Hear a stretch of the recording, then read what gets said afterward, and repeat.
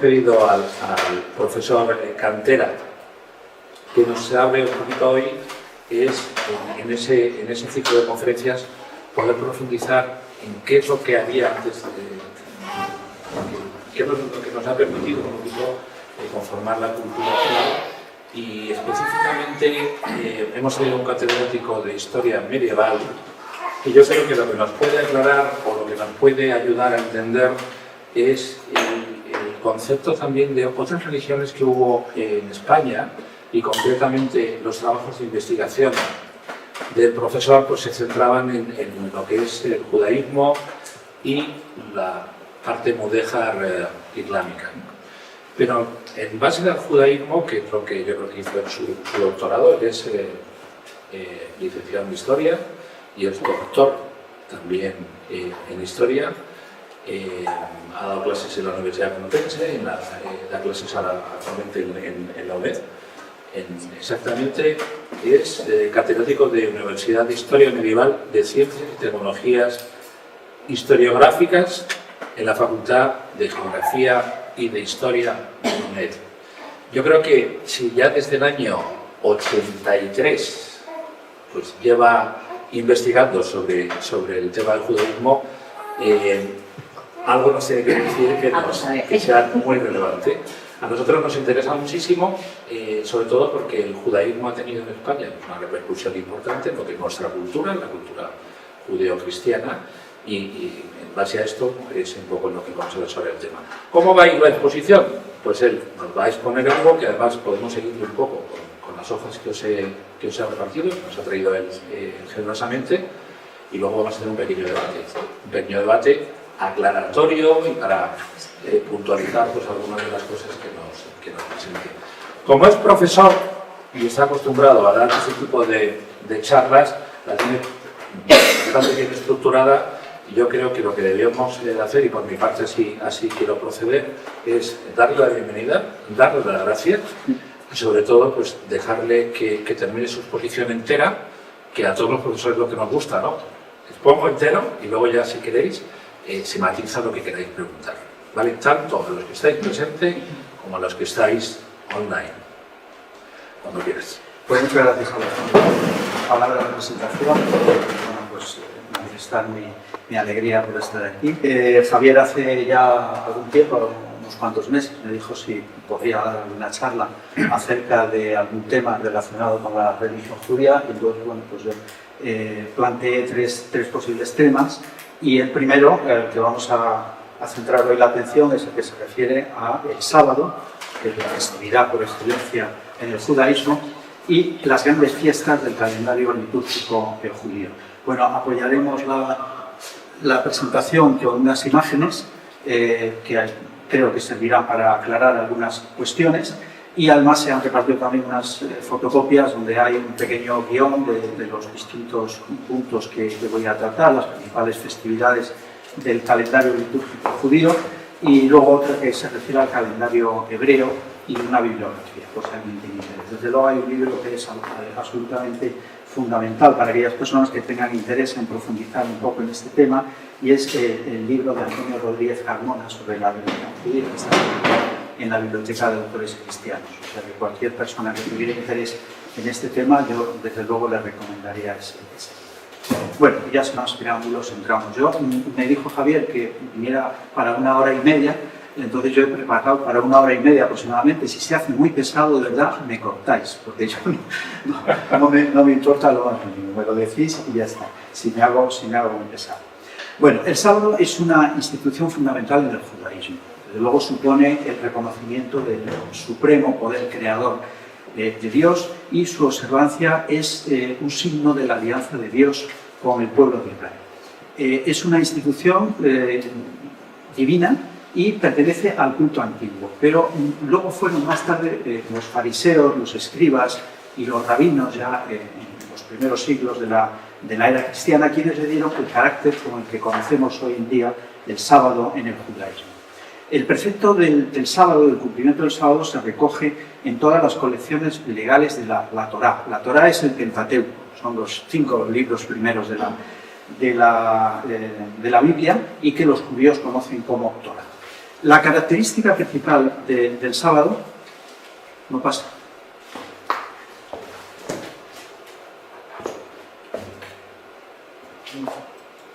Ahora, gracias. La característica principal de la observancia del sábado, la que le ha dado su nombre, es precisamente el descanso. Shabbat, que es sábado, es precisamente una palabra hebrea que significa descanso. Es un descanso que se exige en el tercer mandamiento del Decálogo, santificarás las fiestas, que conocemos perfectamente. Un descanso que ha de ser absoluto, de forma que los judíos deben abstenerse de realizar cualquier tipo de trabajo o de actividad material o profesional en este día, para dedicarlo por entero a la oración y al conocimiento de Yahvé, el Señor. Sin embargo, con el fin de hacer menos rígida esta prohibición de realizar actividades profesionales, porque había circunstancias en las que no había más remedio que realizar algún tipo de actividad, se estableció por parte del Talmud, que es el otro libro sagrado del judaísmo, es la Torá, es la Biblia, y luego es el Talmud. El Talmud es donde se recoge la ley oral, que se recogieron todos los comentarios de los grandes rabinos acerca de la Torá, y se recogieron en el Talmud entre los siglos II al VI después de Cristo, fue cuando se puso por escrito. Bien, pues los sabios judíos, los rabinos, en el Talmud procuraron establecer una serie de circunstancias en las que se podrían realizar determinadas actividades. Y esto es lo que en hebreo se conoce con el nombre de Erub. Erub, que significa mezcla o asociación. Entonces se determinaron una serie de Erub, como por ejemplo el Erub Teumim, que significa que se permite sobrepasar la distancia máxima que pueden recorrer los judíos en el sábado. Está estrictamente limitado a 2000 codos, que viene a ser el equivalente a unos 2 kilómetros aproximadamente. Y se estableció también otro Erub, el Erub Tafsilim, que es la autorización de cocinar en día de fiesta previo al sábado, porque los judíos tienen prohibido cocinar, preparar la comida en sábado o en día festivo. Pero cuando un sábado va precedido por un día festivo, se deja que la comida del sábado se prepare ese día festivo. Bien, teniendo en cuenta que el calendario religioso judío es un calendario lunisolar, la festividad del sábado se inicia realmente con la puesta del sol del viernes. Más que con la puesta del sol, cuando en el firmamento se ven 3 astros luminosos, que puede ser la luna, puede ser el planeta Venus o una estrella. Cuando ya se ven 3 astros luminosos es cuando comienza el día. Entonces tienen que dejar preparado el viernes por la tarde todo aquello que el descanso sabático no les permite realizar el sábado, ¿no? Para cumplir con este precepto del descanso, los judíos cesan en toda actividad los viernes antes de la puesta del sol. En la Edad Media, por ejemplo, sabemos, está documentado, que barrían la casa, se cambiaban la ropa de las camas y la ropa que ellos vestían, se bañaban, porque se vestían normalmente con los mejores vestidos de que disponían, porque en el judaísmo la limpieza está estrechamente ligada con las prácticas religiosas. Pese a que estas reglas de limpieza no son esenciales para el cumplimiento del deber, del precepto sabático, sin embargo, caen más en el terreno realmente de las costumbres, pero a lo largo de la Edad Media fueron objeto de importantes decisiones por parte de los rabinos, que eran escrupulosamente observadas por parte de los judíos piadosos. Debido a que durante el sábado no pueden, como decía hace un momento, ni cocinar ni encender el fuego, el viernes por la tarde tienen que preparar la comida del sábado. La comida del sábado para los judíos normalmente consiste en un potaje, en un guiso, que se conoce con el nombre de jamín, jamín que quiere decir en hebreo caliente, y que es más conocido popularmente entre los judíos españoles con el nombre de adafina. En la Edad Media, debido a que el sábado no podían cocinar ni encender el fuego, lo dejaban preparar el viernes por la tarde, lo dejaban en un horno con fuego lento y lo que sí podrían a lo mejor echar es algún tronco al fuego, pero no podían tocar el fuego, y entonces luego cubrían también la cacerola donde lo ponían, el recipiente, con brasas y rescoldos para que se mantuviera caliente o por lo menos templado hasta el mediodía del día siguiente. El jamín o adafina se compone básicamente de carne, de garbanzos y legumbres diversas, verduras también diversas, la col, los puerros, acelgas, espinacas. En la actualidad la patata también. En la Edad Media no, porque la patata es un producto que vino de América y en la Edad Media no se conocía, pero a partir ya de los tiempos modernos, cuando se difunde el cultivo de la patata también es un integrante fundamental del jamín. Los huevos también y diversas especies, azafrán, pimienta. También antes de la puesta de, esta es otra imagen también de jamín o adaspués.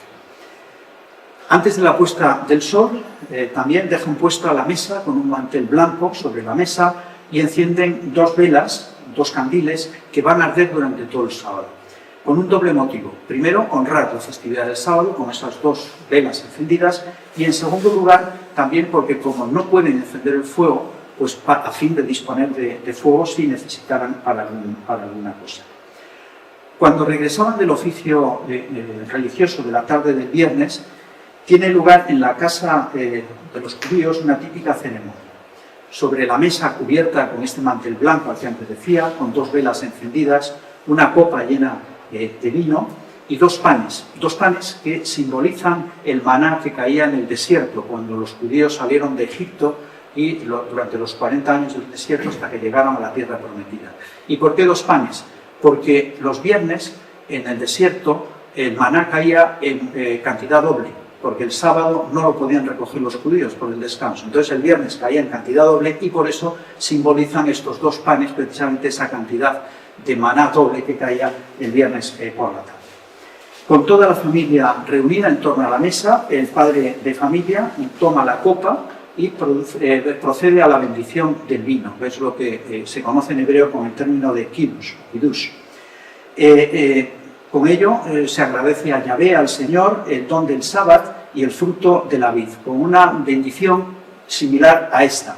Bendito seas tú, Adonai, nuestro Dios, Rey del mundo, creador del fruto de la vid. Esta bendición o alguna similar. Seguidamente bebe de la copa y da de beber a toda la familia. Y concluida esta bendición del vino, comienza ya la cena, que se desarrolla en un ambiente pues ritual. Se inicia con el lavado de las manos, la ablución de las manos, siempre la limpieza ligada al cumplimiento de las prácticas religiosas de los judíos. También se procede a la partición del pan, la partición y la distribución del pan, y luego se entonan diversos himnos, cánticos propios del sábado, y luego concluye la cena con otra bendición, la acción de gracias por la cena, la comida que han tomado. La festividad del sábado concluye media hora después de la puesta del sol, con un rito que se conoce con el nombre de Havdalah. Havdalah, que quiere decir separación, y que en definitiva simboliza la separación entre el sábado, que es el día sagrado, el día santo, y el día siguiente, que es ya un día normal, el primer día de la semana.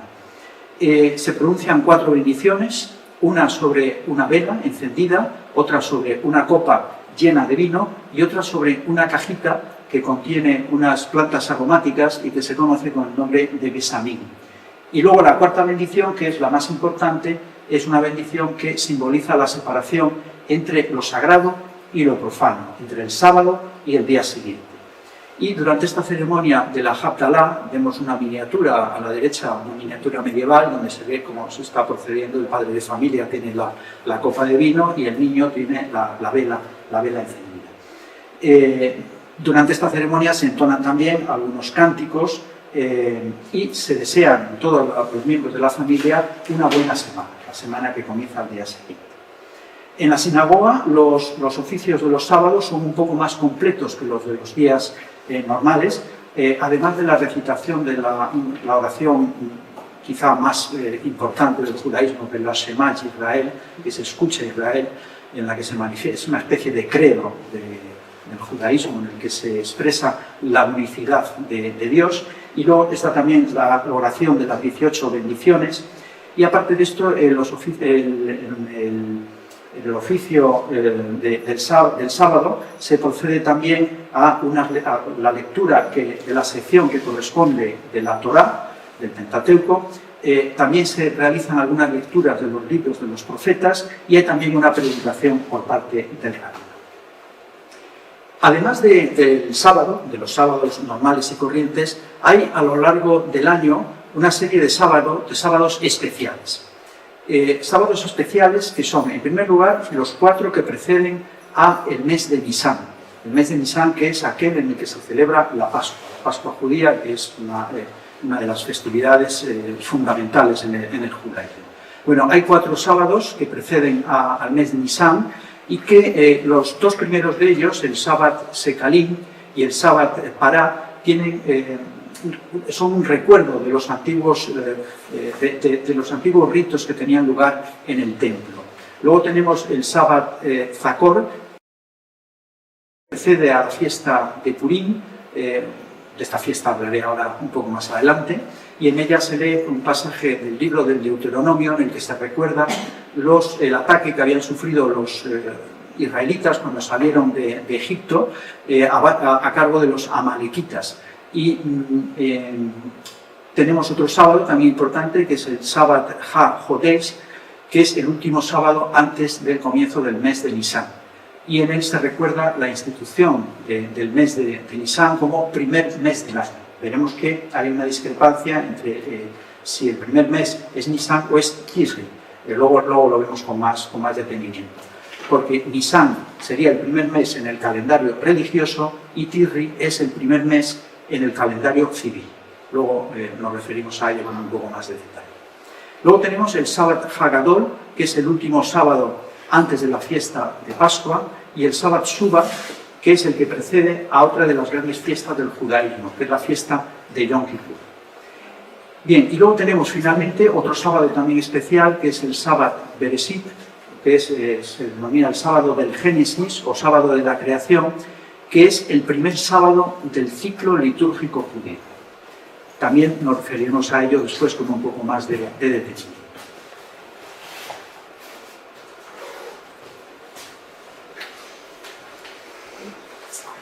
Bien, además del sábado, los judíos celebran otras diversas festividades que están estrechamente vinculadas con el desarrollo del año y de las estaciones. Su origen se encuentra en la mayor parte de los casos en la Torá, y después fue el Talmud quien les dedicó una de sus secciones. Una de las secciones del Talmud está dedicada precisamente a todo el tema de las fiestas judías. Las fechas concretas de celebración son fijadas mediante la consulta del calendario hebreo, que es un calendario que tiene una importancia absolutamente fundamental en la religión y en la vida religiosa judía. Los libros de oración judíos incluyen siempre y con frecuencia calendarios litúrgicos. El calendario litúrgico judío no es un calendario anual o un calendario mensual, sino que son calendarios cíclicos, calendarios de 19 años, cuya finalidad consiste en fijar cuáles son las características de cada año y deducir cuáles son las particularidades de su desarrollo litúrgico.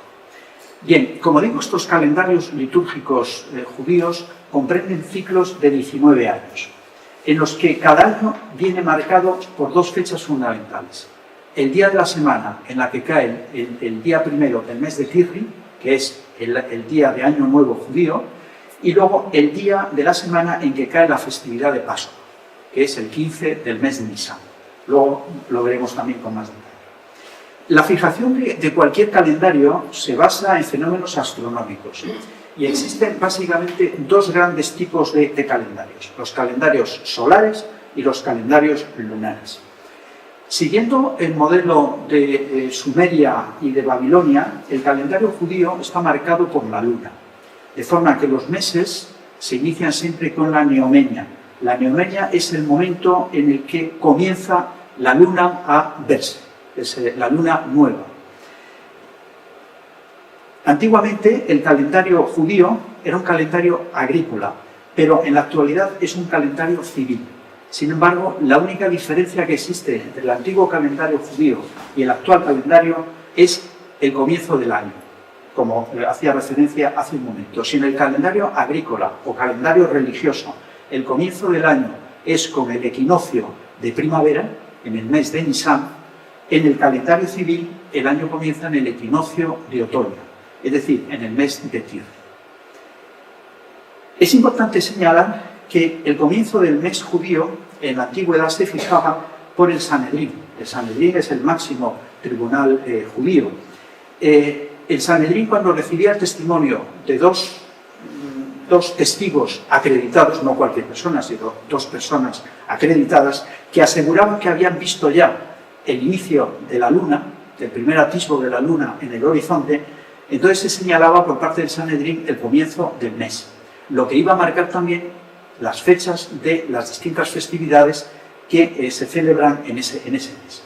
Inmediatamente se comunicaba el comienzo del mes a los judíos que vivían en Jerusalén y en otras localidades. Pero como lógicamente la noticia del comienzo del mes a otras localidades no llegaba inmediatamente, porque las comunicaciones en la antigüedad no son como ahora, pues entonces se determinó por parte del Sanedrín que en las ciudades fuera de Jerusalén la festividad se celebraría 2 días, por si acaso no llegaba la noticia a tiempo, y entonces que la pudieran celebrar también dentro de la fecha marcada.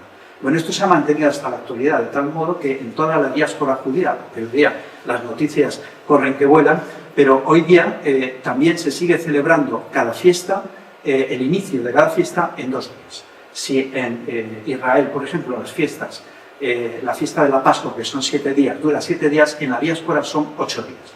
En Jerusalén 7 días, en Madrid lo celebran 8 días.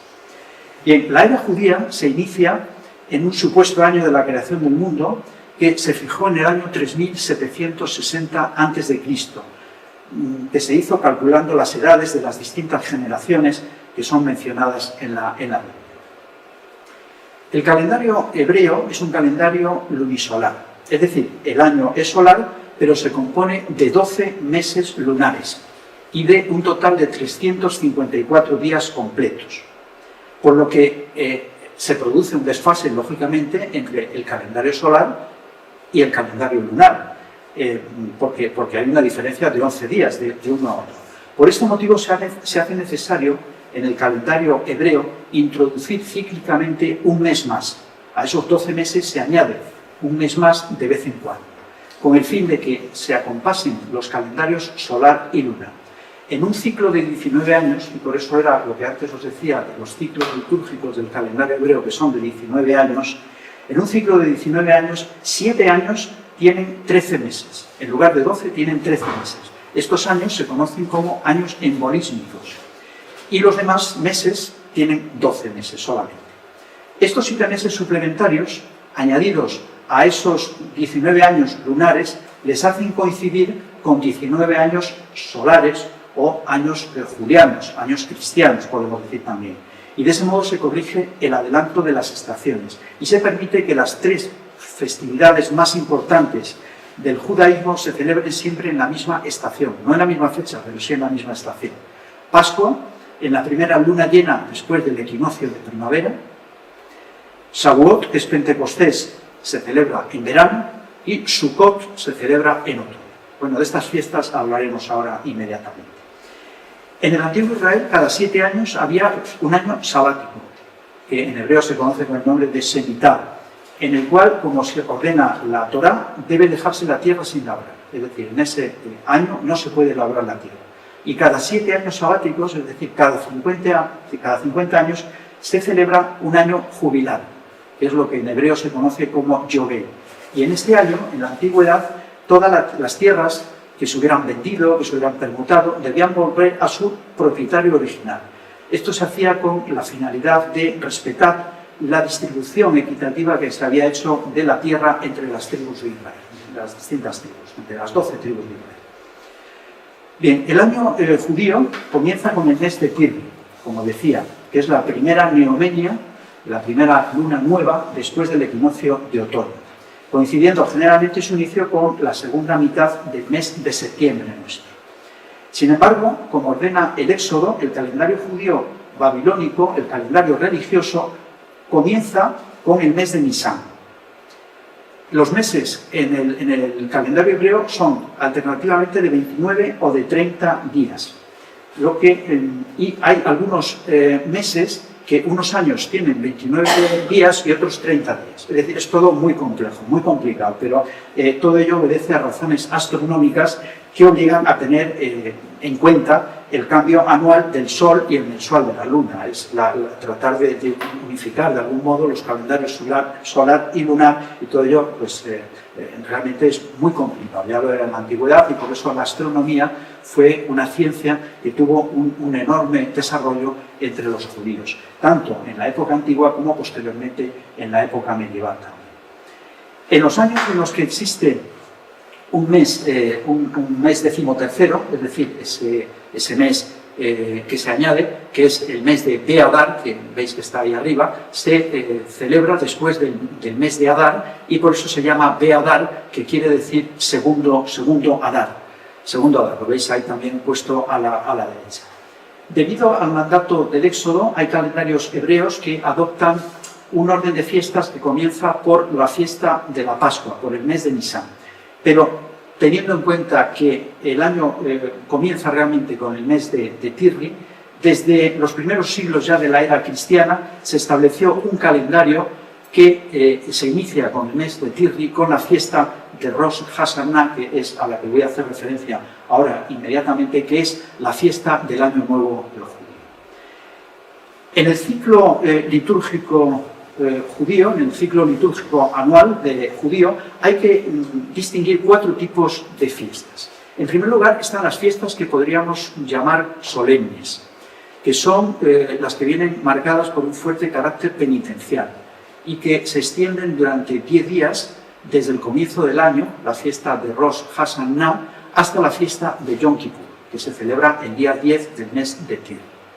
En segundo lugar están las fiestas mayores, que son aquellas que recuerdan las 3 grandes fiestas de peregrinación al Templo de Jerusalén en los tiempos bíblicos.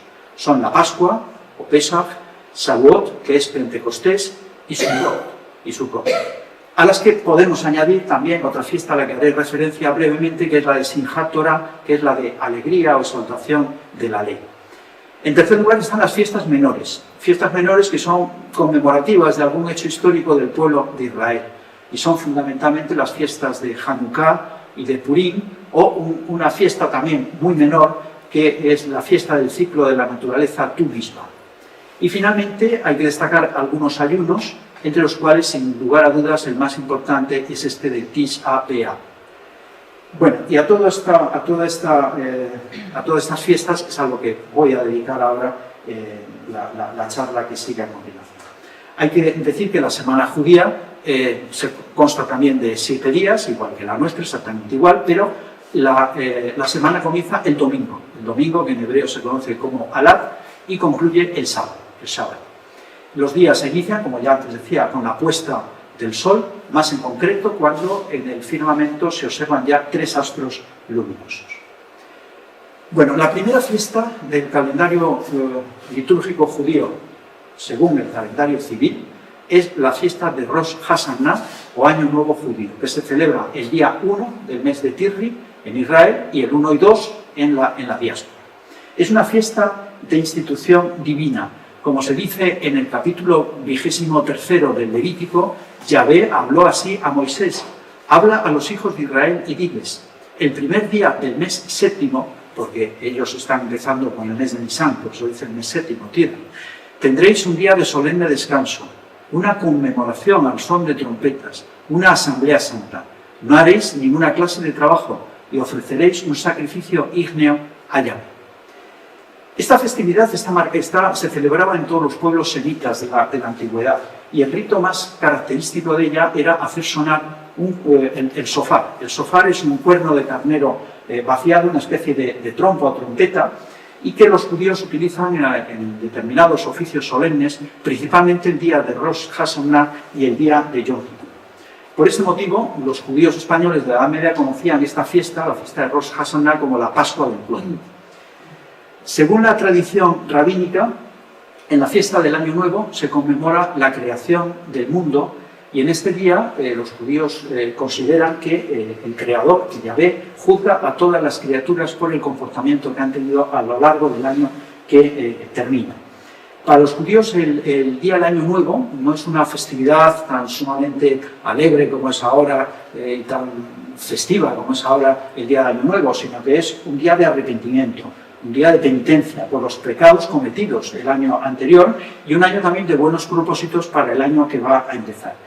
Es, por tanto, una fiesta que tiene un fuerte carácter penitencial y que viene precedida de un mes de preparación para celebrar estos 10 días de penitencia hasta Yom Kippur de la forma mejor posible. Para hacer sonar el shofar, el oficiante se reviste con el talit. El talit es este manto, el manto de oración judío, con el que se cubre la cabeza y los hombros. Y también pone uno de los pies, normalmente el derecho, pero en esta miniatura medieval coloca el pie izquierdo, lo coloca sobre un pequeño taburete.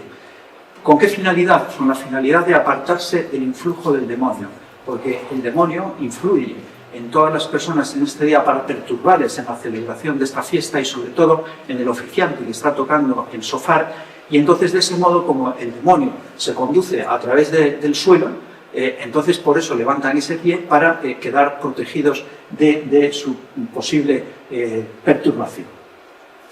Bien, otra cosa que quiero señalar, es una especie de anécdota, es que en la Edad Media, en los calendarios agrícolas, es muy frecuente que el mes de enero se represente con el dios romano Jano, como esta imagen que está tomada del calendario agrícola de la Colegiata de San Isidro de León, un calendario agrícola precioso. Si habéis estado en León y lo habéis visto, es una maravilla.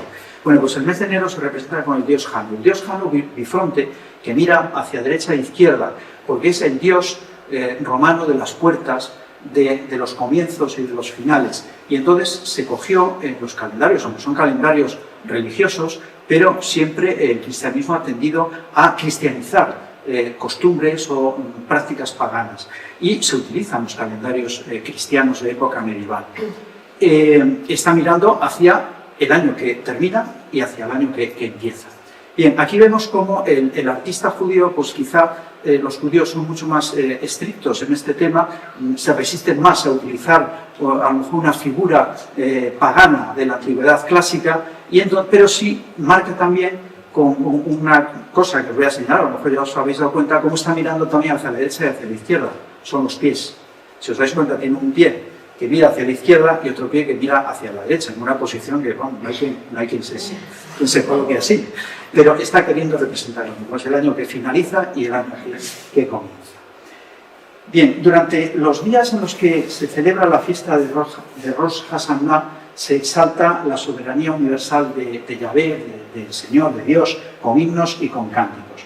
El sonido del shofar tiene como finalidad recordar a los fieles la necesidad de arrepentimiento, de conversión, como un obligado preludio para la redención mesiánica del pueblo de Israel. Los judíos creen que en esta fiesta, en la fiesta de Rosh Hashanah, los pecados de los hombres son pesados por Yahvé, por el Señor, tanto los méritos como los pecados y las faltas.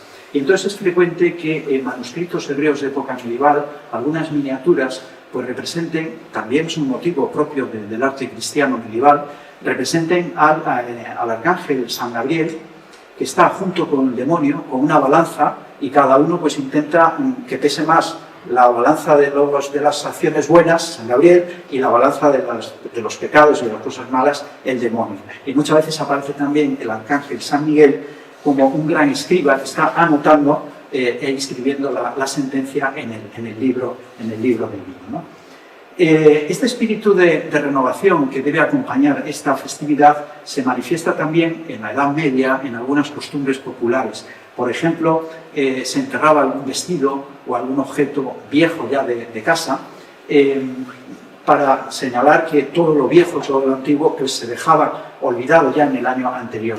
Y era también frecuente, popular, esto yo creo que ahora en la actualidad ya no se hace, pues ir a sacudir las ropas sobre un río, un arroyo que pasara por la población, con el fin de arrojar todos los pecados sobre el río y que el río las aguas se los lleve, ¿no? Bueno, pues esta es la primera de las grandes fiestas del calendario judío. 10 días después de la fiesta de Rosh Hashanah y después de 10 días de penitencia y de arrepentimiento, se celebra una de las grandes fiestas del calendario judío, que es la de Yom Kippur. Yom Kippur, que es el día del perdón, el día del gran perdón. Es un día que pone fin a este periodo de 10 días de penitencia y arrepentimiento. Según se relata en la Torá, la fiesta de Yom Kippur es una fiesta de institución divina. Dice textualmente, el capítulo 23 del Levítico, que también es el que se dedica fundamentalmente a hablar de las fiestas del calendario judío. Dice, Yahvé habló a Moisés en estos términos. El día 10 del séptimo mes es el día de la expiación. Tendréis una asamblea santa, os mortificaréis y ofreceréis a Yahvé un sacrificio ígneo. En este mismo día no haréis ningún género de trabajo, pues es el día de la expiación, dedicado a hacer expiación por vosotros delante de Yahvé, vuestro Dios.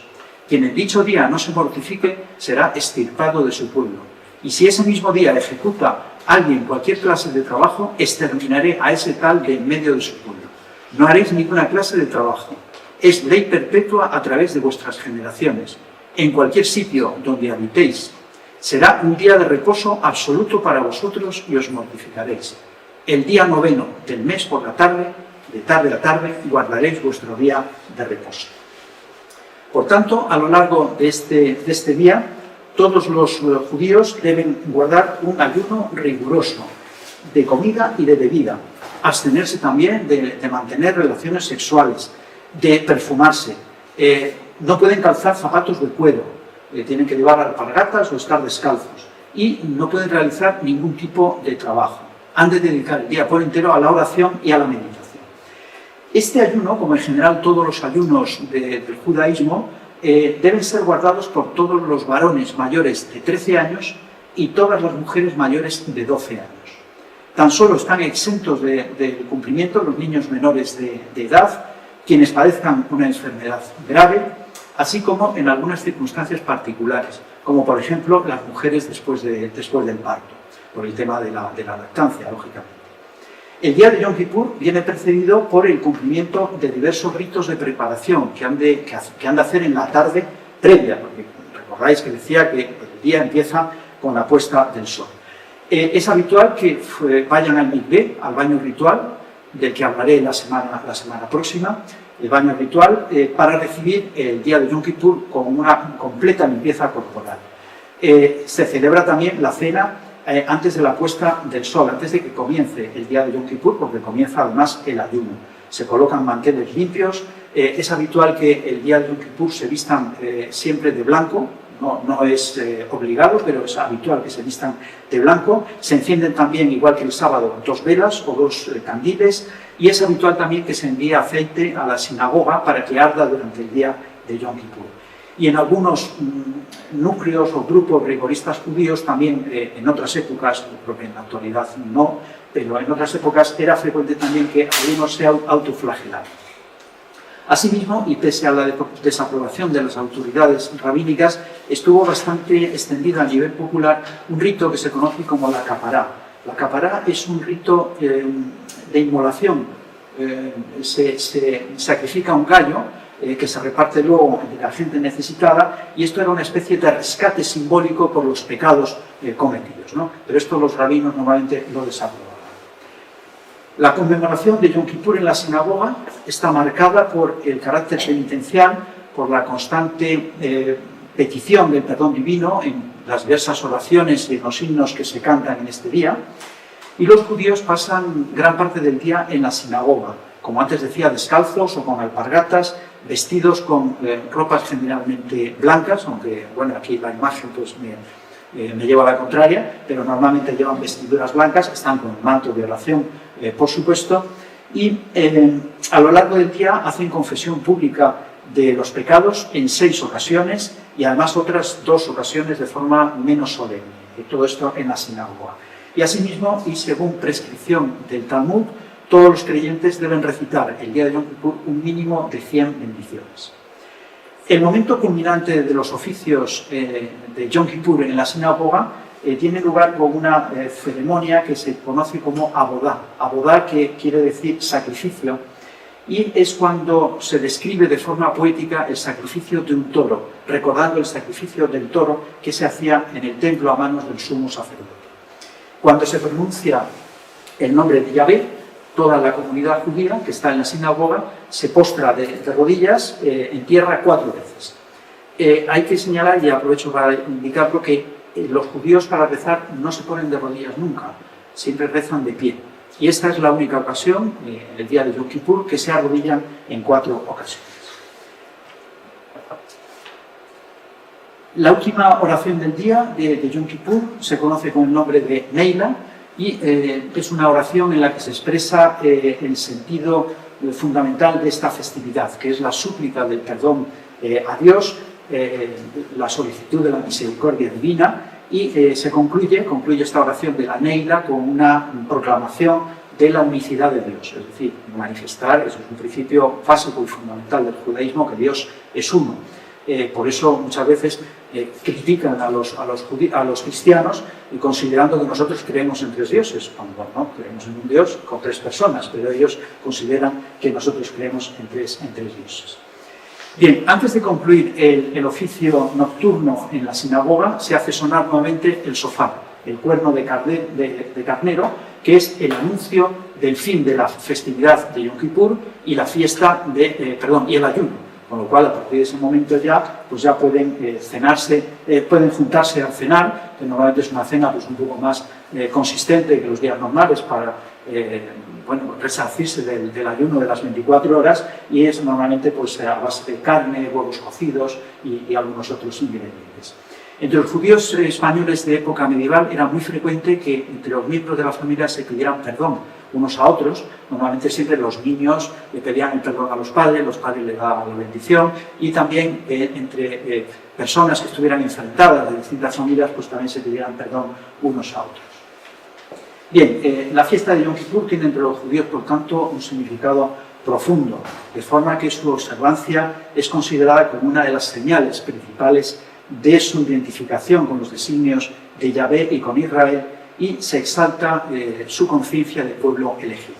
Es un día en el que cesa toda la actividad en el judaísmo. Por eso, no sé si os recordaréis, aunque sois más jóvenes que yo, pero yo creo que fue en el año 67, cuando se produjo la famosa guerra de Yom Kippur, en la que atacaron diversas naciones árabes a Israel, porque cogieron a los israelitas el día de Yom Kippur pues totalmente fuera de juego, ¿no? Porque estaban celebrando el Yom Kippur, un día de descanso absoluto, y hasta que el ejército israelí reaccionó, pues hubo un primer momento en que parecía que se iban a hacer con Israel, ¿no? La famosa guerra del Yom Kippur. Bien, la tercera de las grandes festividades del calendario judío a la que voy a hacer referencia es la fiesta de Sukkot, que es la fiesta de los tabernáculos. Se celebra también en el mes de Tisri, 5 días después de Yom Kippur. Entre los judíos españoles se conocía tradicionalmente como la Pascua de las Cabañuelas, por la razón que vamos a ver. Esta fiesta tiene como finalidad conmemorar la protección que había recibido el pueblo de Israel durante los 40 años de su tránsito por el desierto hasta que llegaron a la tierra prometida después de la huida de Egipto. Como prescribe la Torá, la fiesta de Sukkot se celebra durante 7 días, 8 días en la diáspora, a partir del día 15 del mes de Tisri. Por lo tanto, 3 fiestas muy seguidas: Año Nuevo, Yom Kippur y fiesta de Sukkot. Esta durante 7 días. El primer y el último día son días de descanso, y luego el octavo día se celebra la fiesta de Simchat Torah, o alegría de la Torah, que antes mencionaba y que luego la hacemos. Bien, ¿qué dice el Levítico de esta fiesta? El Levítico dice: y habló Yahvé a Moisés diciendo, habla a los hijos de Israel para decir, el día 15 de este 7º mes se celebrará por espacio de 7 días la fiesta de los tabernáculos en honor de Yahvé. El primer día habrá asamblea santa, y no haréis ningún género de obras en ruido. Durante 7 días ofreceréis a Yahvé sacrificio ígneo, y al octavo tendréis una asamblea santa, y ofreceréis a Yahvé un sacrificio ígneo. Es el Aseret. No haréis ninguna clase de trabajo. El Aseret lo que quiere decir es una ceremonia, la ceremonia que pone fin a esta fiesta, y que se denomina también por parte del Deuteronomio Asamblea Santa o Solemne Asamblea. Bien, Sukkot se trata de una fiesta agrícola que coincide por las fechas con el fin de la vendimia y con la recolección de la fruta. Y en ella se pide también por las lluvias invernales para que se garantizara la fertilidad de la tierra. Al contrario que las festividades de Rosh Hashanah y de Yom Kippur, que veíamos que eran muy austeras, tenían un fuerte sentido penitencial, la fiesta de Sukkot es una fiesta profundamente alegre, con una serie de ritos que están ligados con el mundo agrícola, con el mundo vegetal, y que en definitiva introducen en la sinagoga y en las viviendas particulares un aspecto propiamente campestre, de como si estuviera en medio de la naturaleza, y todo ello en medio de una fiesta especialmente alegre, como digo. Bien, el Levítico dice también al respecto un poco más adelante. Ahora bien, el día 15 del séptimo mes, cuando hubiereis recolectado los frutos de la tierra, festejaréis la fiesta de Yahvé por espacio de 7 días. El día primero habrá descanso absoluto, y lo mismo el octavo. El primer día escogeréis frutos de árboles hermosos, palmas de palmeras, ramas de árboles frondosos y de sauces de arroyo. Esto es importante por lo que luego veremos. Y os regocijaréis ante Yahvé, vuestro Dios, durante 7 días. Festejaréis esta fiesta en honor de Yahvé por 7 días cada año. Es ley perpetua para vuestras sucesivas generaciones. La festejaréis en el séptimo mes. Habitaréis 7 días en cabañuelas. Todos los indígenas de Israel morarán en cabañas, para que sepan vuestros descendientes que en cabañas hice yo habitar a los hijos de Israel cuando los saqué de Egipto. Yo, Yahvé, vuestro Dios. Bien, durante todo el tiempo que dura la fiesta de Sukkot, los judíos deben pasar la mayor parte del tiempo posible en unas cabañas que se levantaban en otros tiempos en las calles, en las plazas, en los patios que tenían las viviendas, en las terrazas. Esto se sigue haciendo en la actualidad. Normalmente, pues ya en Israel, pues lógicamente, de forma más evidente, más manifiesta. Ya lo que es en la diáspora, pues lógicamente de forma más familiar, más retirada.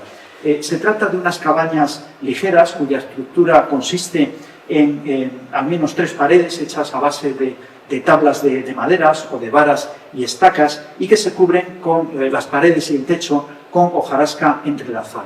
En su interior hay tan solo pues unos asientos, una mesa para comer, y es costumbre adornarlas con flores, con frutos, con guirnaldas, y durante estos días los judíos pues pasan el mayor tiempo que pueden dentro de las cabañas, lógicamente el tiempo que les deja también sus actividades profesionales, los días que pueden trabajar, y pues pasan el mayor tiempo y sobre todo procuran comer. Otro de los ritos propios de la fiesta de Sukkot se conoce con el nombre de Lulav. Lulav es también rito indicativo claramente del origen agrícola de esta fiesta. Todos los días por la mañana, lo antes que es posible, después de la salida del sol, se produce a la bendición de esta cabaña, de esta sukkah, la sukkah que es la cabaña. ¿Y cómo se hace la bendición de la cabaña?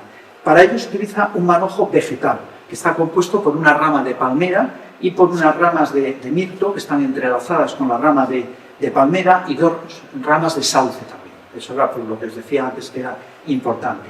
La palmera, el mirto y el sauce.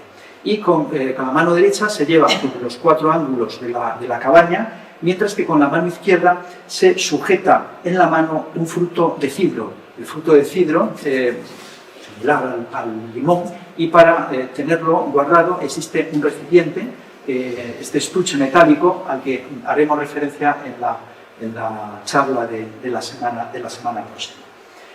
Bien, también durante el oficio de la mañana en la sinagoga, en concreto cuando se recita el Hayel, que es los salmos 113 a 118, que son unos salmos que se recitan en diversas festividades judías, pues también todos los fieles que participan en el oficio de la sinagoga, pues también agitan el lulav, en señal también de bendición en la sinagoga.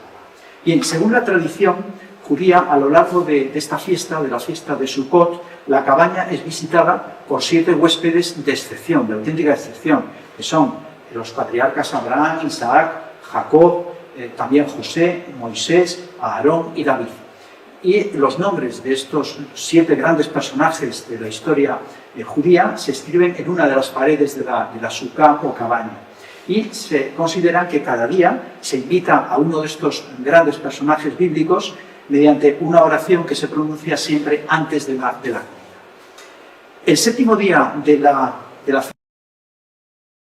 el rito de la Hosanna Rabbah, que quiere decir la gran súplica, en el que tiene lugar el tercero de los grandes ritos propios de la festividad de Sukkot, que son las Hosannot. Hemos visto el primer rito, que es la Sukkot, la Sukkah, el segundo, que es el Lulav, y el tercero, que es la Hosanna. La Hosannot esta procesión tiene sus orígenes en la liturgia antigua del templo y consiste básicamente en que se hacen 7 circuitos alrededor de la bimá. La bimá es la tarima que hay en la sinagoga sobre la que se deposita el Sefer Torah o el libro de la Torah para hacer la lectura de la Torah en los oficios de la sinagoga. Todo esto lo veremos con más detenimiento la semana próxima. Bien, hacen 7 vueltas alrededor de la bimá, donde llevan las palmas en la mano, y luego rezan una oración que en hebreo se dice Kol Mevaser Mevasá Miomer, que tiene un profundo sentido mesiánico, y entonces golpean con una rama de sauce, golpean en el suelo para pedir las lluvias. La lluvia tan importante, sobre todo en la antigüedad, para las lluvias invernales, y entonces solicitan de Yahvé que llegue durante el invierno las lluvias. Este rito de las Hosannot está también ligado en sus orígenes a la invocación por la lluvia. Y también para ello recitan unos piyut, que son unos poemas litúrgicos en los que también se pide por la lluvia invernal. Bien, como ya señalaba antes, la fiesta de Sukkot conmemora el tránsito del pueblo judío por el desierto después de la huida de Egipto. Pero el sentido de esta fiesta no se limita solo a conmemorar y recordar esta fiesta bíblica, sino que tiene un sentido mucho más profundo. De este modo, el rito del Lulav es un recuerdo de la celebración de esta festividad en el templo, en el antiguo templo de Jerusalén, y es en definitiva una expresión, una manifestación de la nostalgia que tienen los judíos por la destrucción de Jerusalén y por el exilio, por la salida de Tierra Santa. Pero al mismo tiempo, y todavía más importante, es una manifestación, una afirmación en la esperanza de la redención mesiánica. La cabaña podría ser vista también como no solo la cabaña que habitaron los judíos durante su tránsito por el desierto, sino que también para algunos autores puede tener el sentido de la cabaña mesiánica, la cabaña en la que tendrá lugar el banquete de los justos el día final de los tiempos, cuando se enfrenten 2 monstruos mitológicos, que son el Leviatán y el Behemoth, que se enfrentarán entre ellos y se matarán uno al otro, y los justos, precisamente, que el día del juicio final obtienen la salvación final, pues se alimentarán en una cabaña con la carne del Behemoth y del Leviatán. Y en definitiva, para algunos autores puede ser estas cabañas también que se levantan por parte de los judíos en la fiesta de Sukkot una rememoración de esa cabaña mesiánica. La siguiente festividad, que es el 8º día de Sukkot, es la fiesta de Simchat Torah o Alegría de la Torah. Se celebra el día 22 del mes de Tisri en Israel y el día 23 en la diáspora. En este día se completa el ciclo anual de la lectura de la Torá en la sinagoga. La Torá, a los efectos de su lectura en la sinagoga, a lo largo del año, se divide en 54 secciones, que es lo que se conoce en singular con el nombre hebreo de Parashá y que en plural es Parashiyot. Son 54 secciones las que se leen a lo largo del año. Y en este día se completa el ciclo anual de la lectura de la Torá. Es el equivalente a nuestra festividad de Cristo Rey, que también termina el ciclo litúrgico cristiano. Según una costumbre que se impuso a partir del siglo XII, y con el fin de significar que la vida de los judíos no se debe apartar ni un solo momento de la Torá, de la ley escrita, del Pentateuco, cuando concluye la lectura de los 2 últimos capítulos del Deuteronomio, que es el 5º de los libros del Pentateuco, de la Torá, cuando en el último capítulo ya se narra la muerte de Moisés, inmediatamente a continuación, en otro rollo, se produce a la lectura del comienzo del Génesis. En concreto, el relato de la creación de los cielos y la tierra. Y de ese modo, pues en esta fiesta se concluye con la Torá y se comienza, pero el comienzo real del ciclo será el sábado siguiente, que es ese sábado Bereshit, que recordáis que veíamos antes cuando veíamos esos sábados especiales. Bien, por lo tanto, la fiesta de Simchat Torah es una fiesta que está marcada por la exaltación de la ley. Y a fin de que todos los judíos la pudieran ver, cuando están en la sinagoga, se hacen 7 procesiones por la mañana y 7 por la tarde, donde se lleva el Sefer Torah, el libro de la Torah, para que sea visto por todos los fieles. Asimismo, también es costumbre que todos los varones mayores de 13 años procedan a hacer la lectura, un pasaje de la Torah desde la tribuna, desde la bima. Y la persona que concluye la lectura de la Torá, del ciclo de la Torá, se conoce con el nombre de Hatán HaTorah, que quiere decir el novio de la Torá, y el que lee los 2 primeros capítulos del Génesis se llama Hatán Bereshit, que es el novio del Génesis. Eso nos da también una idea del gran cariño y el amor que manifiestan hacia la ley, ¿no? Hacia la Torá, llamarle precisamente novio de la Torá. Bien, esta festividad está marcada por un ambiente de profunda alegría que se expresa, por ejemplo, en la sinagoga con cánticos, con bailes, en contraste clarísimo con lo que es la actitud normalmente de los judíos en la sinagoga, que es mucho más austera. Pero en este día pues, se les guarda la alegría y lo manifiestan cantando y bailando en la sinagoga. Bien, la siguiente de las festividades del calendario judío es Hanukkah. Hanukkah, que es la fiesta de las luces. Es una fiesta que se celebra, Hanukkah precisamente lo que quiere decir es inauguración o dedicación, y esto ya nos está indicando claramente cuál es el sentido de esta fiesta. Es una fiesta que se inicia el día 25 del mes de Kislev y termina el día 3 del mes de Teve. Son 8 días, dura 8 días. En ella suele coincidir en el calendario nuestro con noviembre y diciembre. En esta fiesta se conmemora la purificación del templo de Jerusalén después de la victoria de Judas Macabeo sobre las tropas seleucidas del rey Antíoco IV Epifanes en el año 165 a.C. Como se relata en el libro primero de los Macabeos, el templo de Jerusalén había sido profanado por los seleucidas, quienes habían construido sobre el altar del templo un altar pagano. Cuando se produjeron las primeras victorias de Israel sobre los seleucidas, y cuando se produce la victoria final, Judas Macabeo procedió a la purificación del templo. Y el día 25 del mes de Kislev se inauguró el nuevo altar, pues ya habiendo retirado el altar pagano. Según la tradición judía, durante los 8 días en los que se celebró la dedicación del nuevo altar del templo, permaneció milagrosamente encendida una lamparilla de aceite, que era la única lámpara de aceite que se había salvado de la profanación por parte de los seleucidas. Y por este motivo Judas Macabeo determinó que en adelante se deberían de celebrar durante 8 días, a partir del día 25 del mes de Kislev, esta fiesta, en recuerdo de la purificación del templo después de la profanación de los seleucidas. Así dice, no sé dónde. Bueno, no tengo el texto. No, es que pensé que lo tenía, pero no lo tengo.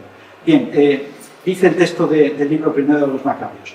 Judas, de acuerdo con sus hermanos y con toda la asamblea de Israel, estableció que se celebrasen los días de la dedicación del altar a su tiempo cada año, por espacio de 8 días, a partir del 25 del mes Kislev, con gozo y alegría. Durante los 8 días que dura la fiesta de Hanukkah se cantan estos salmos 113 a 118 que antes leía, que si luego tenéis interés y los leéis veréis que son salmos que conocemos, que los recitamos nosotros también con cierta frecuencia.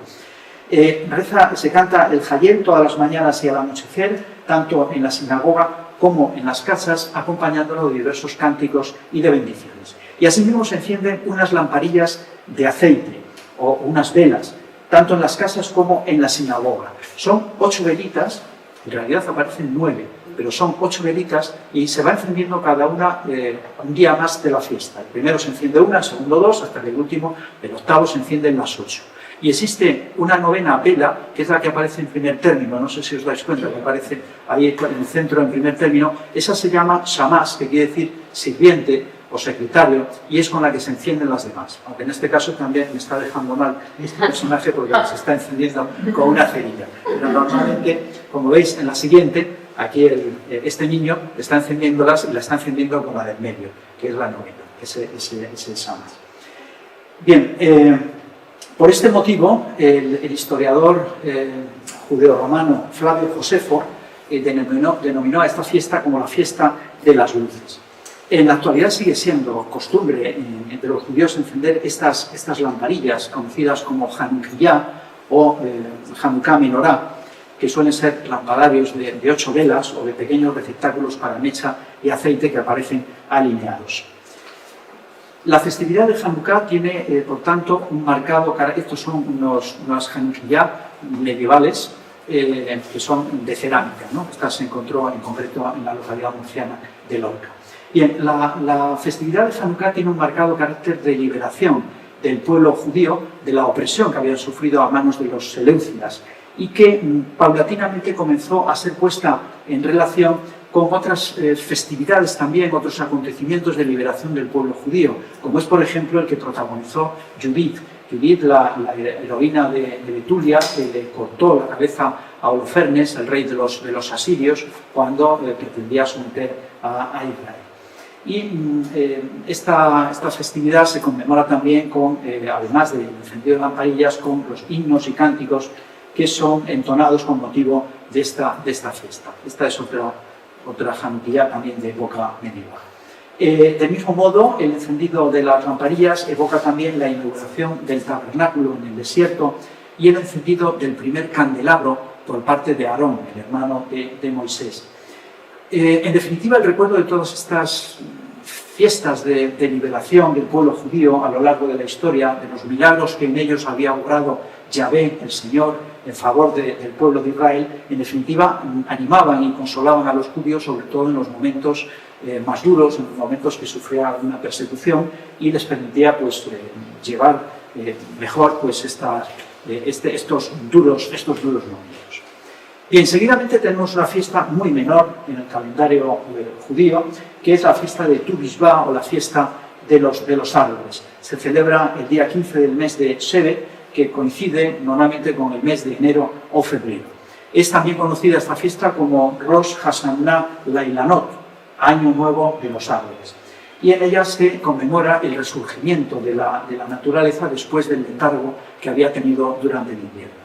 La celebración más significativa de esta fiesta es una comida de carácter familiar, a base principalmente de fruta o también frutos secos, y la mesa normalmente se adorna con flores y con ramas de árboles. Bien, seguidamente tenemos la fiesta de Purim. La fiesta de Purim, también conocida como Ayuno de la Reina Esther. Se celebra el día 14 del mes de Adar, o del mes de Geadar, cuando es un año embolísmico y se añade ese 13º mes que decíamos antes. Suele coincidir esta fiesta con los meses de febrero o marzo nuestros. Y se conmemora en ellas otra liberación del pueblo judío, la que tuvo lugar gracias a la mediación de Esther, que estaba casada con el rey de Persia, Asuero. Asuero se identifica muchas veces con el famoso rey persa Jerjes I. Y el pueblo judío se libró de la matanza que programaba contra ellos el primer ministro persa, Hamán, mediante la mediación de Esther ante su marido, el rey Asuero. La fiesta de Purim es citada por primera vez en el libro segundo de los Macabeos, con el nombre de fiesta de Mardoqueo. Mardoqueo es el tío de Esther, que era el que también medió ante Asuero. Es conocida también popularmente como fiesta de las suertes, porque como se indica en el libro de Esther, Hamán había echado a suerte el día en el que iba a provocar la matanza de los judíos. Por eso se llama la fiesta también de las suertes. Es una fiesta de profunda alegría, igual que también la de Hanukkah, porque en ella también el pueblo judío había sido liberado, probablemente de un peligro mayor que el de los seleucidas. El rito principal de la fiesta de Purim consiste en la lectura pública en la sinagoga, tanto en el oficio matutino como en el oficio vespertino, de la historia de Esther, del libro de Esther. Esta historia se contiene en un rollo que se conoce en hebreo con el término de Megilá, como aparece ahí, Megilá o rollo de Esther, que está escrito siguiendo las mismas estrictas reglas que han de guardarse al escribir los rollos de la Torá, lo que veremos también la semana próxima. Pero este rollo de Esther es más pequeño que los rollos de la Torá, está enrollado en una sola vara, mientras que los rollos de la Torá se enrollan en dos varas, una a derecha y otra a izquierda, y carece también de cualquier tipo de decoración.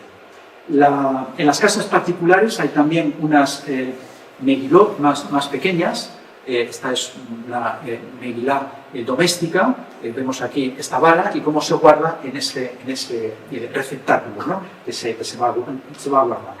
Bueno, la lectura del libro de Esther en la sinagoga y en las casas también se interrumpía muy frecuentemente por parte de los fieles con improperios e insultos contra los enemigos del pueblo judío y sobre todo contra este primer ministro Hamán. En algunas juderías españolas de época medieval era costumbre que se corriera por las calles arrastrando una figura de trapo que representaba a Hamán, a este primer ministro. Os dais cuenta que es algo muy parecido a la famosa quema del Judas, el Viernes Santo también, por parte de los cristianos. Es algo similar. Una práctica, una costumbre puramente popular, no está recogida en la religión. Purim, como digo, es también una fiesta sumamente alegre para los judíos.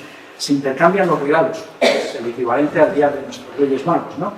Se intercambian regalos entre familiares y amigos, se hacen donativos a los pobres y se celebran banquetes en los que está permitido beber sin ningún límite. Es el único día que los judíos pueden beber sin ningún límite. Se dice hasta que no sepan distinguir un hilo negro de un hilo blanco. Mientras sepan distinguir un hilo blanco de un hilo negro, pueden beber. Bueno, es el único día del año. También son frecuentes los desfiles y los bailes de disfraces, como vemos en estas imágenes.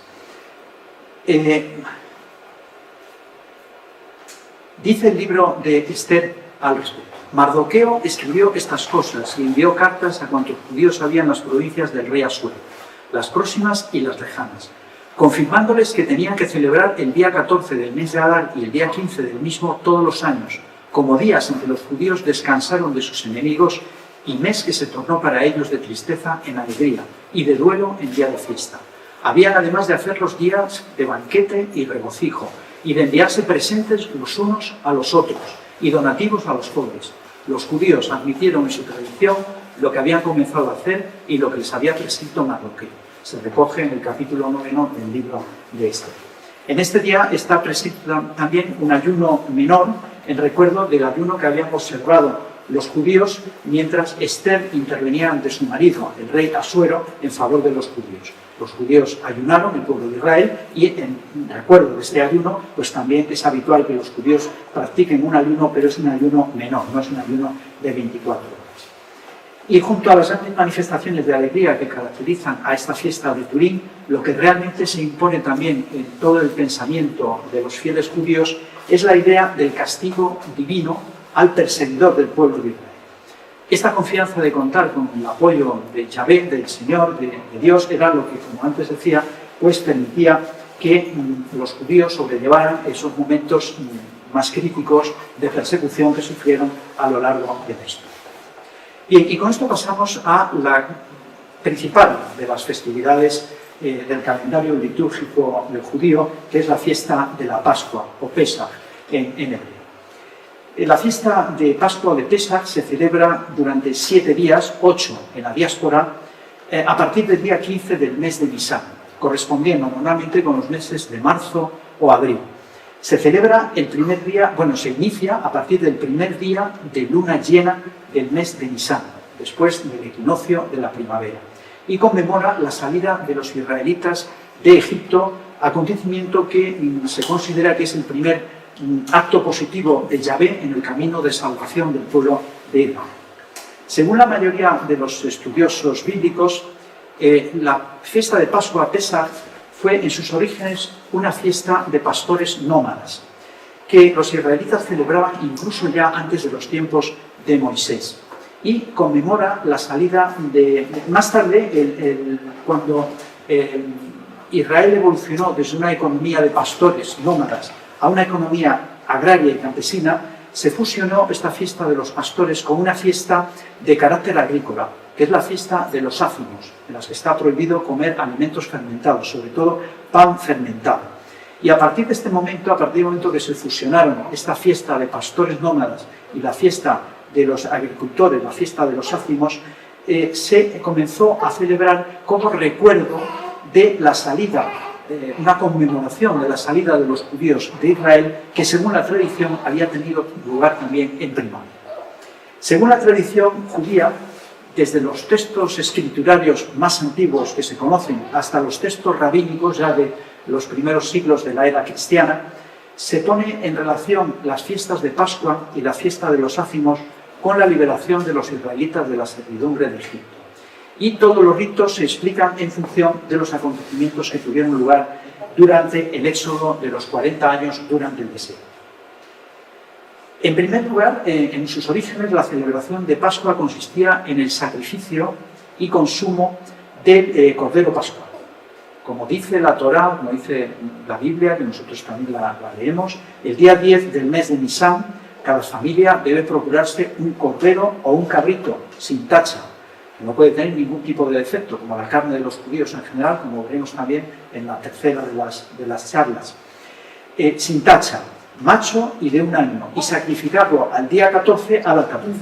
Con la sangre de este cordero hay que rociar el dintel y las puertas y las jambas de las puertas de las casas, para que el ángel exterminador no entrara en las casas y diera muerte a los primogénitos de los israelitas, simplemente diera muerte a los primogénitos de los egipcios. El cordero se asa entero y su carne ha de comerse antes de la puesta del sol, antes del comienzo de la fiesta de Pesach, en atuendo de viaje, a toda prisa, y acompañándolo de la comida del pan ácimo, del pan sin levadura y de las hierbas amargas.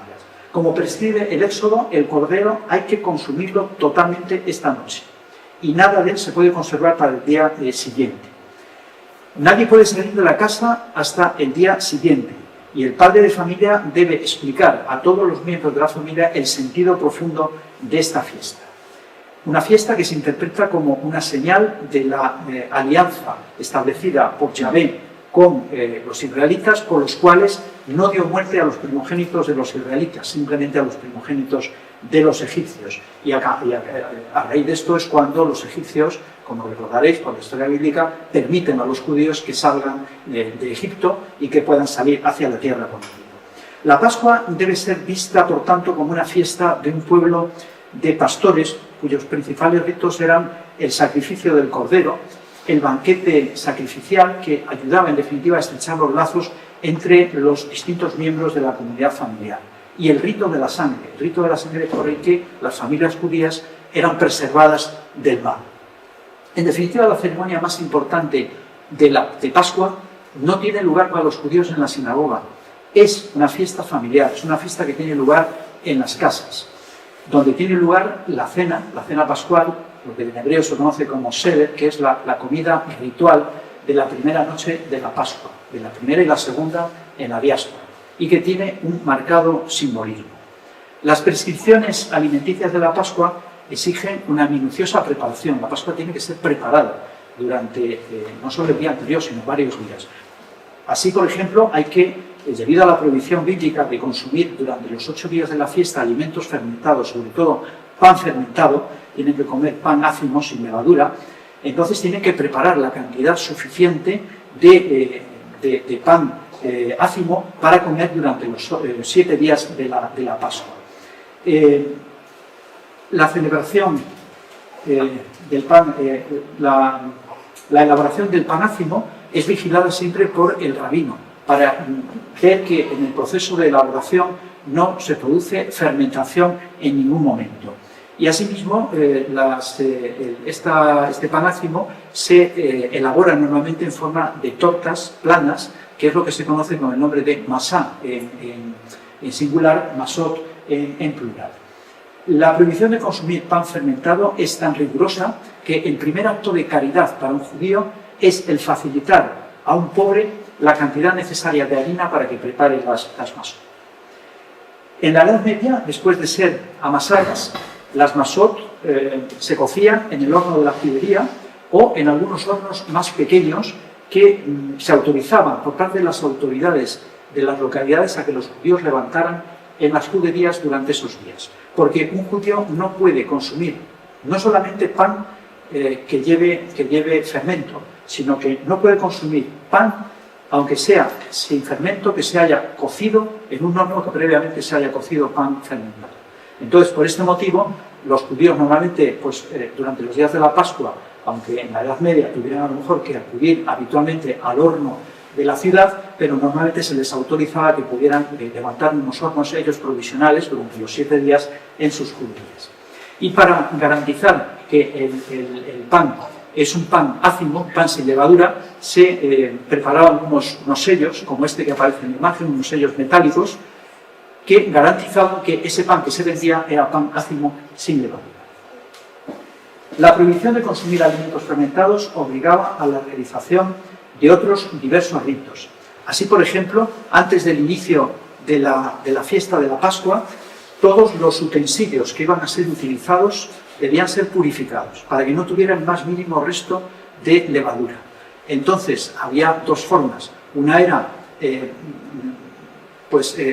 purificarlos con agua hirviendo, como vemos en la imagen que aparece aquí en esta miniatura. Otra posibilidad era llevarlos al mikvé. El mikvé, que es el baño ritual de la judería, el baño ritual que suele ser, se sitúa anejo a la sinagoga, y podían llevarlos a purificar allí. Ahora lo habitual es que, y también en la Edad Media, pero en la Edad Media solamente las familias más ricas y poderosas, ahora es habitual, todas las familias judías tienen una vajilla especial para la Pascua. Una vajilla que no utilizan más que los días de la Pascua y purifican simplemente los utensilios para cocinar, o incluso a lo mejor tienen algunos también especiales para la fiesta de la Pascua. Bien, y asimismo también deben de proceder a una limpieza a fondo de la casa. En la Edad Media lo hacían así, como vemos en esta miniatura, una limpieza a fondo de la casa para eliminar el más mínimo resto que pudiera quedar de levadura, y que termina con una ceremonia que es la que se conoce como Bedikat Hametz, que van con una vela pues buscando por todos los rincones de la casa. Ya se convierte en algo ya folclórico, ¿no? Una especie de costumbre, buscando que no quede el más mínimo resto de levadura en la casa. La necesidad de preparar adecuadamente el seder, es decir, la cena ritual de la Pascua, obligaba también a otros complejos preparativos en la tarde previa al comienzo de la Pascua, en la tarde del 14 de Nisan.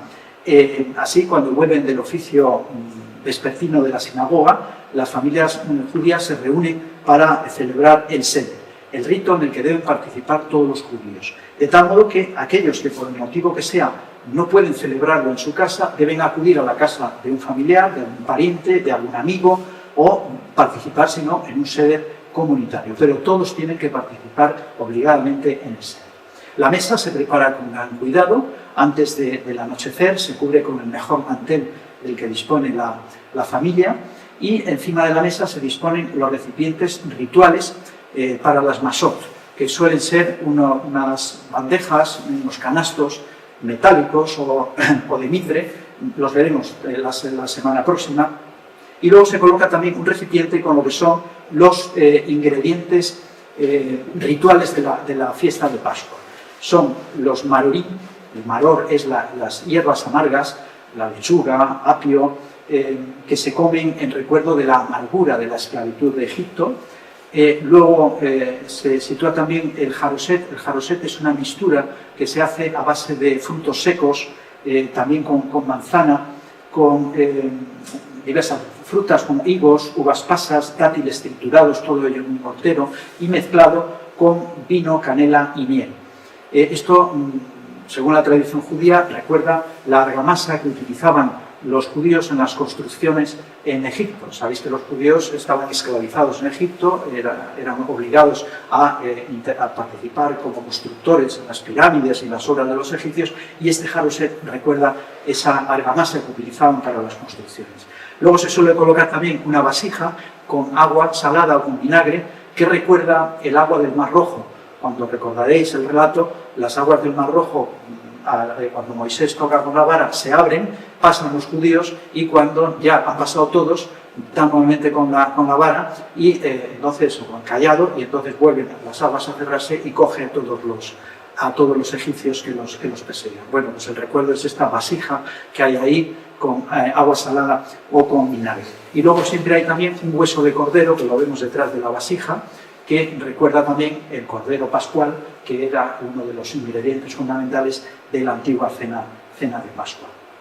En la mesa se deja siempre un sitio libre que tiene una silla y que tiene una copa de vino. Es el lugar que simbólicamente ocupa el profeta Elías, que es el mensajero de la era mesiánica y que los judíos consideran que preside todos los seder que se celebran en las familias judías. Veremos luego también otra manifestación también de la participación de Elías en el seder ahora inmediatamente. Bien, el orden de la comida del seder está minuciosamente reglamentado por lo que se llama la Agadá de Pascua. La Agadá de Pascua es un texto que está compuesto por algunos pasajes tomados de la Torá o de la Misná, que es también la ley oral, que se pone por escrito en los siglos II al VI, como el Talmud, el Midrash, y esto es leída o salmodiada por el padre de familia. Va leyéndola, entonces va leyendo todos los alimentos que tienen que ser consumidos en cada momento, va recitando las bendiciones que acompañan esta ingesta de los alimentos. Y todo ello en relación directa con el relato bíblico de la esclavitud de Egipto y la posterior liberación del pueblo israelita. La comida se inicia siempre con el kiddush. El kiddush, que es la bendición del vino, lo vemos en la imagen superior, y a continuación, lo vemos en la imagen de abajo, el padre que dirige la familia procede a lavarse las manos, es la ablución ritual de las manos. A continuación, el que conduce el seder fracciona una de las masot, una de las masot que hay, de las 3 masot que hay, la fracciona en 2. Y entonces una mitad se guarda o en una servilleta o en una bolsa, y se va a consumir al final de la comida. También ahora recientemente es costumbre que se guarda, se esconde, y entonces algunos de los niños que participan en la cena tienen que ir a encontrarla, y cuando la encuentran, ya al final de la comida vienen con ella y ya se distribuyen y se come. Luego lo vemos. Bien, entonces fracciona una de las masot, que se guarda hasta el final de la comida, y después procede a elevar el recipiente que contiene ese canasto o esa bandeja que contiene las masot, el resto de los panes. Era habitual que en la Edad Media, entre los judíos askenasíes, que son los judíos de Alemania y de Centro Oriente de Europa, hay 2 grandes ramas en el judaísmo: los sefardíes, que son no solo los españoles, sino los de todo el ámbito mediterráneo, y los askenasíes, que son los de centro de Europa y la Europa oriental. Bueno, pues entre los askenasíes lo habitual es que se juntaran todos los miembros de la familia que estaban en el seder y levantaran conjuntamente el recipiente de las masot. Entre los sefardíes es más habitual, como aparece en la imagen, que coloque el padre de familia sobre la cabeza de uno de los participantes la bandeja de los panes, y se va pasando así por todos los miembros de la familia hasta que termina nuevamente en el padre. Esto parece que es un recuerdo de cuando los israelitas, al salir de Egipto, tuvieron que cargar con las artesas, con el pan sin fermentar, porque no había tenido tiempo de que fermentara, habían tenido que marcharse deprisa para escapar de los egipcios, y por eso no dio tiempo a que el pan fermentara, y por eso durante los 8 días de la Pascua se come el pan sin levadura. Bien, seguidamente se da cumplimiento a otro rito, que es el rito que en hebreo se conoce como Ma Nistaná, que quiere decir qué es lo que... También uno de los niños que participan en el seder pregunta al que dirige el seder, el padre de familia, le pregunta esto: Ma Nistaná, ¿qué es lo que distingue? Y entonces, ¿qué es lo que distingue este día, el día de la Pascua, de los restantes días del año judío, ¿no? Y entonces eso da ocasión para que se explique convenientemente en qué consiste la Pascua y, en definitiva, pues permite también explicar, sobre todo para los más pequeños, la importancia que tiene la Pascua en la vida de los judíos. A lo largo de la comida hay que beber 4 copas de vino, ritualmente, cada uno de los miembros del SED, de los que participan en el SED. Por eso ahora el problema que tienen en la actualidad es con las multas de tráfico. Pero bueno, ya, porque además tienen que beberlo obligadamente todos los que participan en el SED. No podemos hacer no pueden hacer como hacemos nosotros cuando vamos por ahí de cervezas, que hay uno que siempre se priva, o porque no bebe, o porque se priva y es el que luego lleva el coche. Bueno, lo habitual es que aquí dicen, no puedes ir en coche, vas en transporte público. Bueno, hay que beber 4 copas de vino. La forma en la que se bebe la copa de vino por parte del que dirige la familia es, como veis, cogiendo la copa con la mano derecha y con la mano izquierda se coloca sobre un cojín. Es la postura en la que comían, recordáis de las películas, en la que comían los griegos y los romanos, recostados, y en definitiva lo que simboliza esto es la liberación del pueblo judío el día de la Pascua. Los judíos se liberan de la esclavitud de Egipto y se simboliza de este modo. No está comiendo como los hombres libres en la antigüedad clásica. Asimismo, a lo largo de la cena del Seder se procede también a la ablución ritual de las manos en 3 momentos concretos. El primero ya lo veíamos al comienzo del Seder, luego antes de consumir las masot, el padre de familia se lava también las manos, y luego al final de la comida, al final del Seder, antes de pronunciar la acción de gracias. Bien, ya al final de la comida se descubre el aficomán. El aficomán, esta mitad de la masá que decíamos que habían guardado, que habían escondido, se distribuye entre todos los miembros de la familia y se bebe la 4ª copa de vino. Pero inmediatamente antes de pronunciar la bendición final, la acción de gracias, y de beber el contenido de la 4ª copa, uno de los participantes en el Seder se levanta y abre la puerta de la casa. Abre la puerta de la casa para que entre el profeta Elías. Y entonces todos los miembros del Seder se levantan, se ponen en pie y dicen, bendito el que viene. Bueno, esto nos recuerda también a la celebración eucarística también, ¿no? Bendito el que viene en nombre del Señor. Bien, este rito, mediante el que se invoca el socorro divino contra los perseguidores del pueblo de Israel, sirve para manifestar una vez más la confianza absoluta que los creyentes judíos pues tienen en la protección de Yahvé, en la protección divina. Y al mismo tiempo expresa también la confianza en la liberación final del pueblo judío, en la definitiva redención de Israel. Y en este sentido, el Seder de Pascua concluye siempre con una frase que probablemente hayáis oído en alguna ocasión, que dicen los judíos siempre al terminar el Seder, que es el año que viene en Jerusalén. Es decir, manifiestan que el Seder próximo lo quieren celebrar en Jerusalén, lo cual es no solamente un recuerdo o un deseo, una manifestación de un deseo de que el próximo Seder lo celebren en la Jerusalén terrestre, en la ciudad de Jerusalén, sino también que un día lo celebren en la Jerusalén celestial, que es, lógicamente, mucho más importante. Bien, el sentimiento dominante en esta fiesta, en esta noche, es de una profunda alegría por parte de los judíos y que se manifiesta con la entonación de diversos salmos e himnos en los que se glorifica a Yahvé por haber propiciado la liberación de Israel. Bien, pasamos a la siguiente de las fiestas. Voy a procurar ya ser rápido, pero no cansamos mucho. Ya solamente quedan 2. Shavuot, Pentecostés y Tisha B'Av.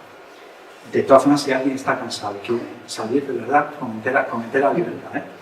Bueno, la fiesta de Shavuot se celebra los días 6 y 7 del mes de Sivan. Suelen corresponder más o menos con los meses de mayo y junio. Y en ella se conmemora la revelación y la entrega del decálogo, de las tablas de la ley, por parte de Yahvé a Moisés en el monte Sinaí. Esto constituye un momento auténticamente decisivo, como es lógico, en la historia del pueblo de Israel. En sus orígenes remotos, Shavuot era también una festividad agrícola que estaba estrechamente ligada a la Pascua. Si en Pascua se celebraba la siega del cereal de primavera, aquí en Shavuot se celebra la siega del cereal de otoño, el trigo.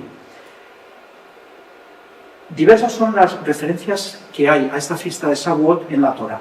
En el Éxodo, por ejemplo, se le denomina fiesta de la recolección, de acuerdo a que era una fiesta agrícola, fiesta de las primicias, de la cosecha del trigo también.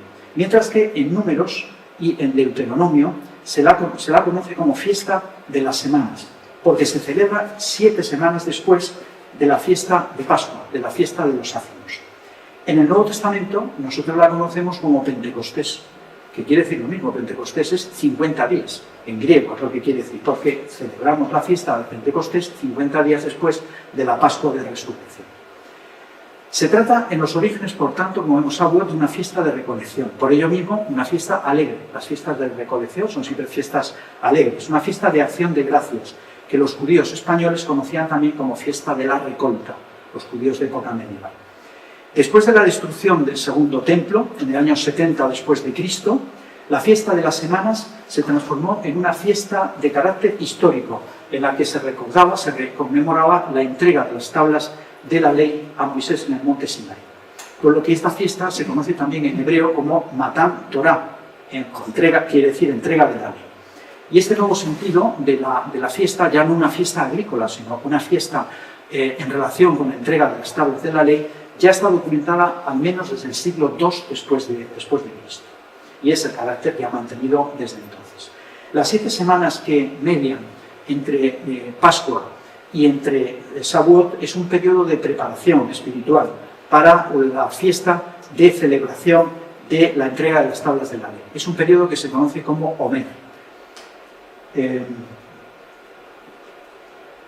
Este espacio de tiempo de 7 semanas se asocia también entre los judíos más recientemente con algunas guerras de liberación mantenidas por los judíos a lo largo de la historia, como por ejemplo la famosa guerra de Bar Kokhba en el siglo II después de Cristo, que tuvo unas consecuencias fatales para el judaísmo, porque a continuación de esto es cuando se produjo ya la diáspora, la dispersión absoluta de los judíos desde Tierra Santa a otras zonas del Próximo Oriente y también a muchas zonas del Occidente, de Oriente y Occidente europeo.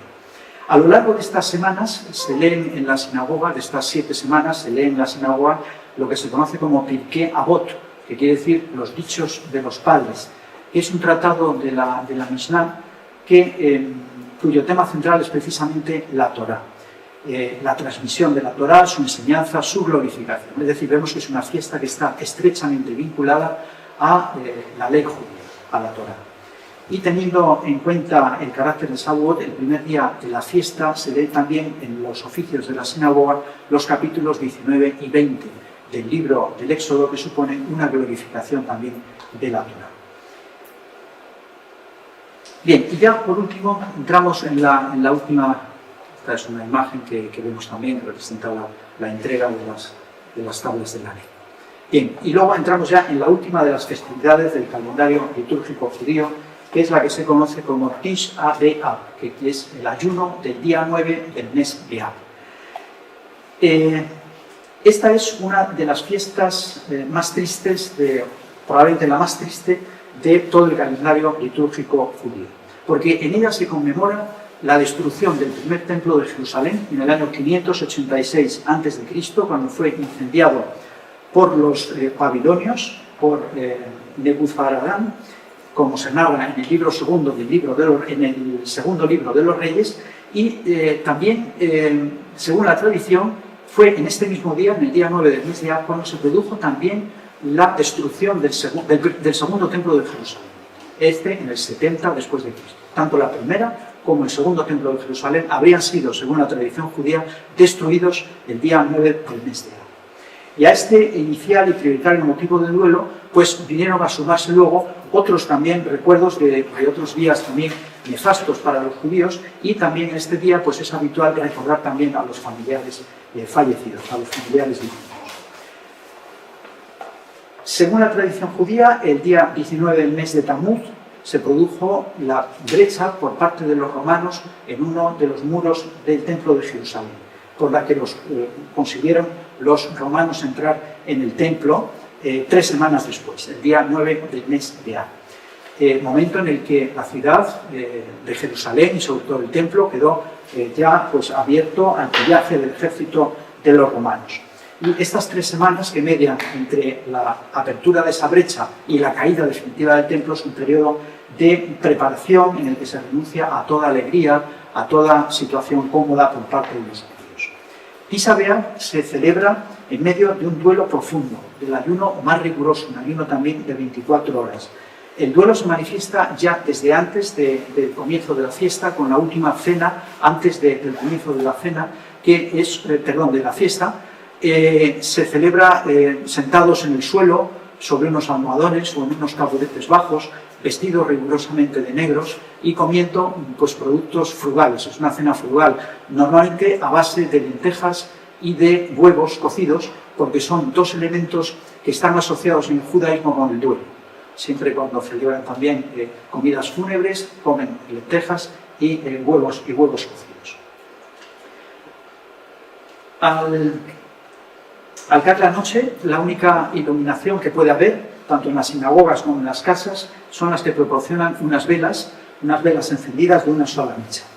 Y asimismo, los judíos pasan este día, la mayor parte del día, igual que Yom Kippur, descalzos o calzándose unas sencillas alpargatas. Durante este día no se puede leer la Torá, sino exclusivamente algunos de los pasajes de las escrituras más tristes, como puede ser, por ejemplo, el libro de Job, el famoso libro de Job, como puede ser el libro de Jeremías, las lamentaciones de Jeremías, etcétera, etcétera. Y en el oficio de la sinagoga, por la tarde, se lee precisamente el libro de las lamentaciones de Jeremías. Algunas miniaturas de algunos códices y manuscritos hebreos de época medieval, españoles, pues encontramos algunas imágenes no he encontrado ninguna para haber traído, pero vamos, las hay, de imágenes de judíos que están profundamente afligidos, sentados en el suelo en pequeños taburetes, leyendo, como están haciendo esta escena, lo que pasa es que es posterior, leyendo alguna lectura permitida y recordando la destrucción de Jerusalén. Entre las mujeres en época medievales que se reunieran entre ellas en la casa de alguna pariente, de alguna amiga, que pasaran todo el día o la mayor parte del día en ayuno riguroso y cantando endechas o lamentaciones, cánticos de lamento, ¿no? Pese a que la Torá reconoce como día de ayuno obligatorio únicamente el día de Yom Kippur, o sea, en los 5 libros del Pentateuco, el único día de ayuno que se reconoce es el día de Yom Kippur, con posterioridad se añadieron otros ayunos más, entre ellos el de Tisha B'Av, que acabamos de ver, que es uno de los ayunos hoy día fundamentales. Y luego hay también otros 3 ayunos, que son el día 2 del mes de Tisri, que se celebra o se conmemora el aniversario de la muerte de Golias, que fue el último gobernador de Judea, en el año 586 a.C., ante lo cual los judíos debieron huir a Egipto porque cayó, tanto Jerusalén como Israel, cayó en manos de los babilonios. Otro de los ayunos es el día 10 del mes de Tebet, que es cuando se inicia el asedio de Jerusalén por los babilonios, en el 586 a.C., y por último el día 17 de Tamuz, que se recuerda cuando se abrió esa brecha, recordáis que decía hace un momento, en el muro de Jerusalén por parte de los romanos en el 70 después de Cristo.